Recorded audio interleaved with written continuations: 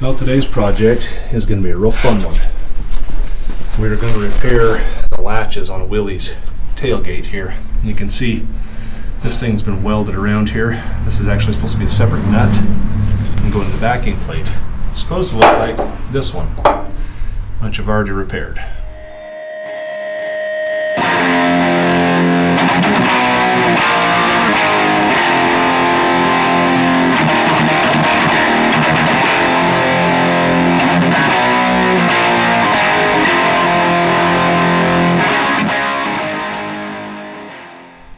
So this was a real treat. I ended up having to, I was going to put a yield coil in here, but I could not get that to work. So for various reasons, we decided to go a different route. What I ended up doing was welding a nut in there. So I took it, shaved it down on the lathe, chamfered it, drilled this hole out larger, set it in there, welded it, ground it flat. And now, this actually works better. So if you look at this, maybe, nope. Okay, well, this unscrews from here. So, that's what we're gonna fix. All right, we're just gonna try and lay this out. So, I'll try and get you over here to see this. So I already had this cut yesterday. What I'm going to do here, so I've got a pretty good edge here to start from. And then, this is actually a dry erase marker, so that's not exactly ideal. I'm going to scribe it too.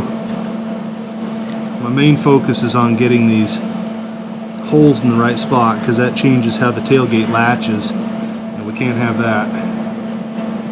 So you can see right here, I've only got just a little bit to work with there.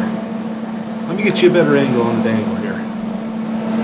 So if you look right here, that's the only part of the original hole that's left. We're just going to go ahead and trace that as best we can. And then I'll get something round and we'll finish out that circle. But the people that did this to this tailgate really just obliterated the sheet metal on it, so there's not much I can do about that. Maybe I can just freehand this.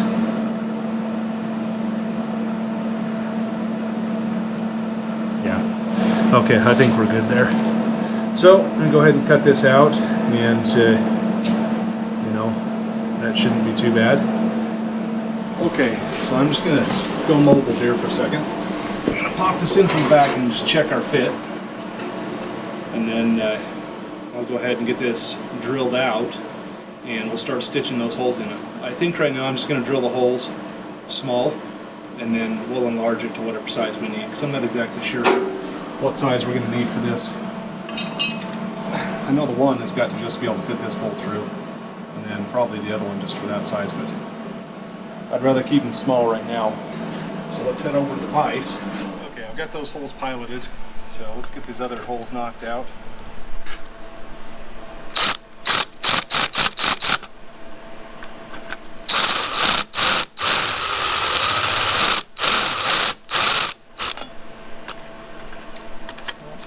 No. That needs to be, dang it, that thing's shifting. This isn't the greatest way to hold this. Like that drill that's chattering in here. Let me tighten this up with the chuck. Okay.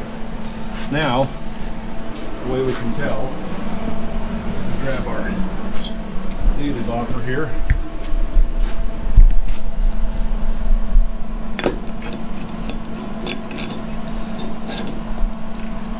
I've got to get this workbench cleaned off. I've had so many projects that it's just getting to be a real mess. So, clearly that's not big enough yet. This plate is a little flex, but it shouldn't hurt anything. Well, heater's kicking on. I'll bring you back when I got the holes drilled. Okay, so what I've done here is I've just put these on the backing plate. Now if you look, there's a little bit of slop here. That's intentional. You don't want this too tight, because when we put this in here, this big plate needs to be able to line up with these holes. Now I assume that this plate was tacked to the sheet metal, because if you undo both of these at the same time, this thing drops inside your tailgate and you're never getting it back. Because these tailgates are a two-piece, you'd have to take the whole tailgate apart. And let me tell you what, I've done these tailgates about 50 times now, and I'm sick to death of that, because it sucks. So, pop her in here. Looks like we're in pretty good shape. It's hard to do one-handed, but you get the idea. We should be in really good shape now. So I might even drill this top hole just a touch larger, just to give us a little more wiggle room. But I'm going to go ahead and tack that in. I'll bring you back when that's tacked. Okay, well, slow and steady. We got her stitched in. I don't see any warpage at the seams or anywhere else. So I think that turned out really good. But you can see this goes up underneath there, and I'm going to hold it up like that. Maybe you can tell. Still lines up good. Let's just unscrew these for you. Let's see if I can show you. There's a weld on the bottom there, so it's going to interfere a little bit, but even still, you can see those line up really well. So, in worst case scenario, we could open those holes up a little bit more. I think probably what I'll do is grind this down and then put a couple of tacks, hold this on here. I'm pretty sure that was tack welded from the factory. I'll have to look at the other side and see if I can tell. They've uber welded the other side over there. So, pretty much obliterated any traces of that I'm going to be able to find. That's my thought, so that we don't lose that down the side. I know this panel right here has got a reinforcement brace in it, and those are welded into it. And that whole thing is tacked on. You can see right there is a tack. So, probably it would be a smart idea to tack this on at least a couple of spots, maybe 4 spots. I just don't want to get it too hot trying to weld into this back thick metal. But you know, I don't want that to fall inside. So I'll get this ground up and I'll show you how that looks when we're done. Alright fellas, we got her done. So this is going to be a short video. I just wanted to show you. I mean, I don't think you need to see me cut all this out, but just for a comparison here, there's that one, and here's the repaired side, side by side. Take your time, keep it cool, weld it slow. Here's all the tools I use.